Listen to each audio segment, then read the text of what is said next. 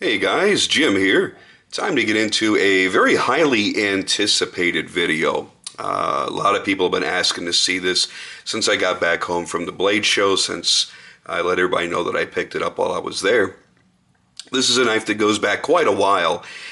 Jeff VanderMeulen, the creator of this knife, actually built this about 4 or 5 months ago, and he's kept it for some rather extensive testing.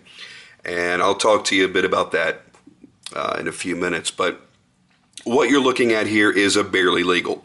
This is not your run-of-the-mill everyday barely legal. I have another one here. These are actually 2 of the 3 barely legals that I've owned.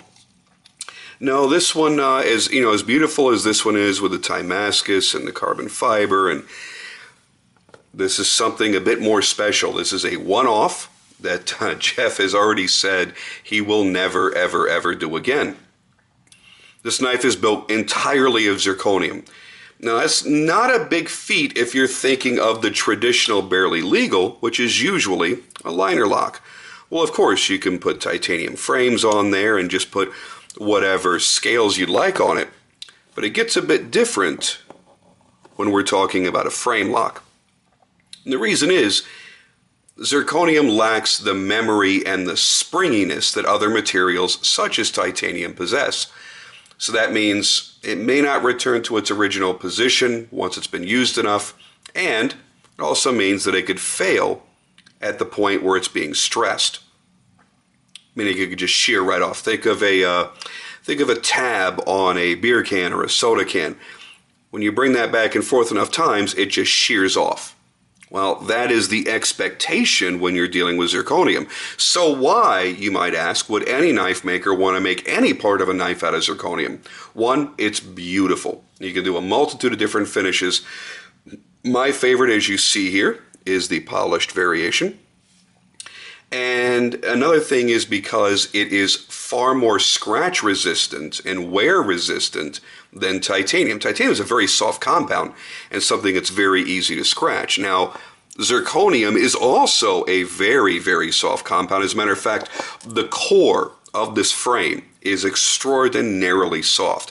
But once you've properly treated zirconium and you've created that oxidized layer on top, then it becomes very hard. And that increase in hardness means it's going to have a greater deal of wear resistance. Of course, you can scratch it, but it takes a greater effort than it would to scratch titanium or aluminum. So what you've got here is something very special. Now, up until very recently, Jeff and I believed this to be the only functioning, or the very first, I should say, functioning full zirconium frame lock folder. I was made aware just last night before I made this video, thank goodness. Matt Kuchera actually made a post on one of my Instagram pictures and said, actually, well, I've done a zirconium frame lock many, many years ago, and I know 3 or 4 other makers that have as well. And the thing is, nobody really wants to do it because there's a great likelihood that it can fail. So when Jeff and I discussed initially doing this, I said, well, there's 2 things that I want to look at doing. Number 1, I want to have an overtravel built in, and that's something that he's never had a need to do before in his other knives. So he wasn't sure which way to go. Should we do a Hinderer style disc? Or I actually drew up something different where it was just a bar right across here of inlaid zirconium. I did not want to introduce any other materials. I wanted it to be Zirc front and back. So what he opted for instead was this disc. So he made a disc around the pivot, so it just looks like a really big pivot. So it doesn't take too much away from the look, and it's actually serving to prevent over travel of the lock bar. So that limits its movement this way, and Jeff is a fan of, on his frame locks anyway, of early lockup, so it's not moving much in the other direction either. So there's not going to be a lot of back and forth play, and you'll see that in a minute when I'm showing the knife and unlocking it. And the other thing is, I said I want to make it to the point where if, in 5 months or 5 years, if that lock were to completely fail and shear off, that we can just simply cut away that area and install a sub-frame lock made of titanium. So we've left ourselves options. We know that it is not a knife that will likely last forever, and it's not going to be a super hard user. This was made to prove a point that it could be done well, and perform well as a flipper, meaning it has enough lock bar tension to provide a good enough detent to be a good flipper. So let's take a quick look at it before I get fingerprints all over it, which I probably already have. And there is the beauty of zirconium. It comes out almost black, but when light hits it just right, you'll see a really cool rainbow effect come across it as well. It's a very subtle effect, but it is gorgeous. It provides a really sleek, futuristic beauty of a look. He's created his sculpted clip with the hidden hardware, also out of zirconium. So basically, the only things on here that are not zirconium will be the pivot screw itself, the hardware attaching the clip from the inside, the standoff, and of course the blade, which is Rob Thomas Damascus. Now we'll get a look at that lockup. And I love the sound that this makes too. This doesn't sound like any other knife that I own in my collection when it locks up. So you see you've got really, really early lockup. It's not being allowed to travel that far. And when we go to unlock it, now you'll see that disc there acting as the overtravel, and only lets it go over that far. This has a wonderful action to it. He's done a beautiful compound grind on the Rob Thomas stainless Damascus. Blade looks fantastic. Just did a great job all the way around.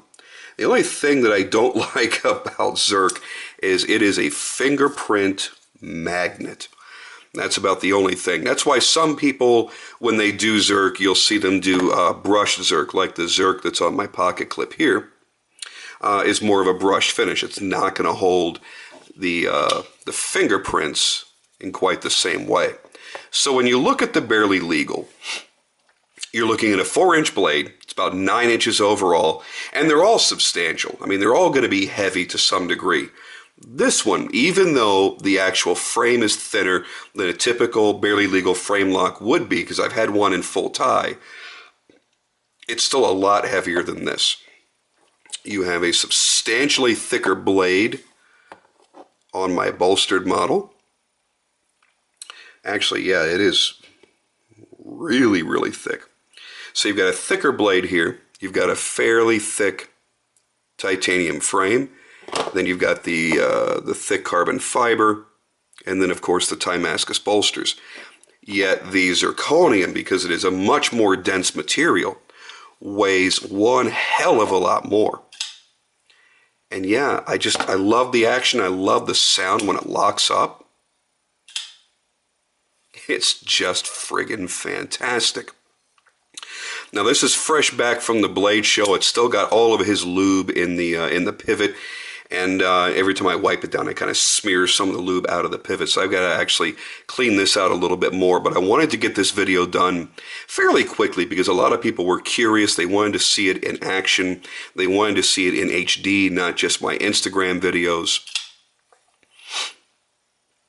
I'm overwhelmed. It is a beautiful piece. Again, I have to remain a realist. I know that it can't last forever. If it's used all the time, every single day, yeah, it's going to have a certain lifespan. But here's the thing. Jeff's been carrying this on a daily basis. He would send me pictures every now and then, cutting birthday cakes and all kinds of goofy, crazy stuff. But he has been torturing it. He's been beating it, not just birthday cake cutting. We all know how abusive that can be. And yet, the tension of the lock bar has not reduced at all. At least to what he says, he hasn't noticed any reduction in that lock bar strength. So could we maybe have done something here and gotten lucky? Who knows? All I know is it's a beautiful work of art. It's something that I will carry from time to time. It's not going to be an EDC. You know, this is certainly more of an EDC-friendly knife for me. It's going to be something that I can enjoy on a daily basis. Not really worry too much about it. This, yeah, probably once a week. Twice a week at best. It's a great show-off piece. It's a great, hey, oh, you like zirconium? Boom, check this out. I have a lot of knives in zirconium now. My favorite right now being the Les Voorhees that you saw me do the video on. I've had some plenty of knives with zirconium accents, and I kind of got on this kick, and I was on Jeff's books for 2 knives, and it was going to be a double homicide and a barely legal, and we had just planned on doing a liner lock with scales done in zirconium. We ended up changing both orders. I ended up, instead of getting the double homicide, he's getting ready to release a model called the Homicide, a smaller version. And I purchased his prototype, and I actually bought it. I bought all 3 of these at the same time. And unfortunately, he didn't have an edge put on it in time for the blade show, but he did bring it for me to see. Many of you that were at the show got to see it on his table and play with it, but he had to take it back home and put an edge on it, so I won't get it till next week. And when we were doing the barely legal, I said, listen, you know, would you consider maybe trying something crazy that I don't know that anybody's ever succeeded at before? And when I gave him the idea, he was all for it. I mean, Jeff's a little crazy. Let's not mince words here. Jeff probably has issues, but he's a daring young knife maker, and he took the challenge. You know, I think most anybody would have just said no. And, you know, Jeff's certainly not afraid to tell somebody no, but I think he enjoyed the idea of such a wonderful challenge. And you know what? He knocked it out of the ballpark. He did a great job on finishing all the way around. Looks clean. Beautiful. I mean, now it's filled with my fingerprints, but he did a great job. The only real issue I saw with it was the nick out of the stabilizer. That's it. Now, this is the second stabilizer that he built. He actually had one, you couldn't even see the seam. Once he inlaid it, it completely disappeared, and it was really great. And I forgot what he said had happened to it, but something had happened. It had gotten torn up when he was doing something with a knife or reassembling it or adjusting something, and he had to pitch it and make a new one. And you got to realize none of this is easy. He spent about 5 hours just polishing this knife. Got finished with the knife, and he went to do something, and he scratched the presentation side. He spent another couple hours polishing it out right before he left for the blade show. So all I could say is, Jeff, I know you put a shitload of your time and a lot of your life into this knife. And a lot of people were doubting you. We saw the thread on that one forum, and I mean, even other custom knife makers were going, well, that's what, you know, there's a reason why we don't build frame locks out of zirconium. Well, I think he did a damn good job. It looks good. It feels so good. You know, it's like, I'm just going to kind of get the fingerprints off for your benefit here. It's kind of like when we talk watches. There is something significantly different about holding or wearing a solid gold watch versus anything else.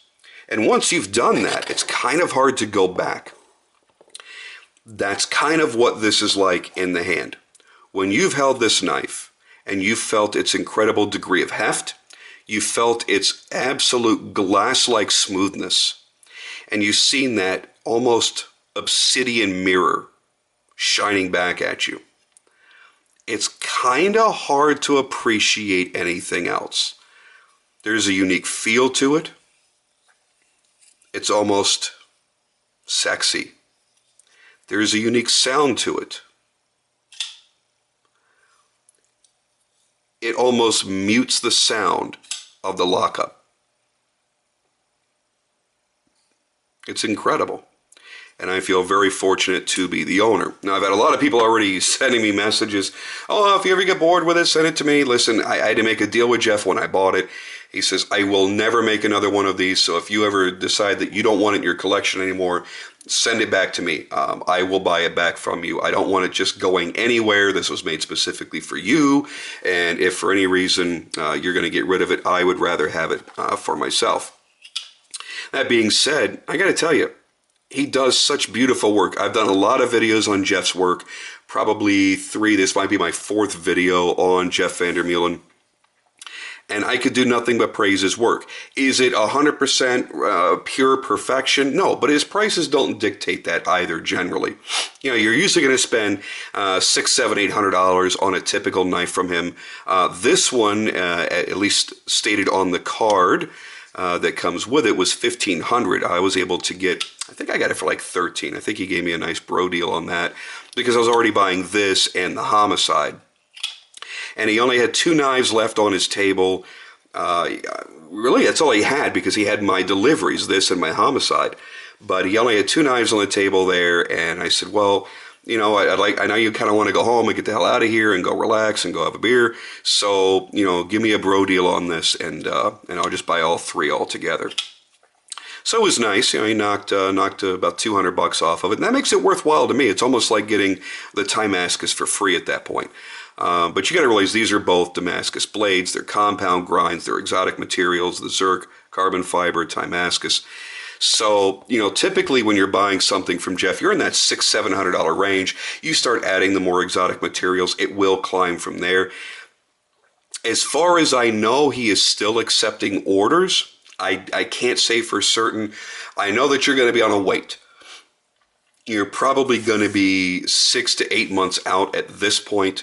So do keep that in mind. It's not like you can just pick up the phone and get an order in and get one delivered to you right away. But, you know, Jeff's actually pretty darn quick. I mean, you got to realize he's a very quick study. He learned under Jeremy Marsh. And obviously you can see that influence in the organic flow of his designs and his pocket clips. He's a hell of a great guy. I would certainly tell you if you're looking for something for a hard use EDC, he's a great guy to go to. You get a full tie or you get a CF scaled, barely legal or something like that. Intro, micro intro. It's probably going to last you a lifetime. You want to take that up a notch and you want to get something a little bit more beautified. Obviously, you see that he can do that very, very well. I just have to marvel at the incredible thickness of this blade. I haven't measured it, but it looks to my eye like it's about 220 thou thick. That is a substantial piece of Rob Thomas Damascus right there. Great work on the carbon fiber, because you'll notice it goes from slimmer to thicker and it's contoured. He's done a tremendous amount of work, and you know it's so easy to just be focused on this one back here. Let's get that out of the way and go, oh well, yeah, that's just another barely legal. Dude, this is a pretty serious friggin' knife. Zirc, beautiful carbon fiber work, and you gotta realize everything he does is done by hand. Beautiful Damascus bolster, completely covers the pivot. Very clean work all the way around. Nice action. His actions are always generally soft. They're not crazy rocket strong flippers. They do flip very well, but it's a very soft action. It's, you know, it's almost like opening a mayo. It has that smoothness. And doesn't necessarily have to be fast, but it has a great smoothness. His ergos are just out of this world. And Jeff's got slightly larger hands than I do, yet he's able to make something that fits perfectly in my hand. Super smooth, as you can see. Get past that detent, just closes under its own weight. You know, I haven't really done that with this one. So I think the pivot's kind of tight on this one. Still pretty smooth. I mean, well, really smooth, but not quite as smooth as the other one. So there you go, guys. There are both barely legals right there for you to see. Thought you guys would want to get a good look at these side by side. Instead of just doing the one, I kind of wanted to bring them both out and give you a good idea of the amazing workmanship that goes into each and every one of his knives. Like I said, I've owned a few now. These are the 3rd and 4th ones that I've owned. Couldn't be happier. And as soon as my Homicide prototype gets here, I will be more than happy to get the video up on that. All right, I'm going to cut it off here. I have a lot of videos to get to. I bought 21, 22, I think, knives at the Blade Show, and I got a lot of videos to catch up on. So thank you guys, as always, for watching, and I will see you on the next video.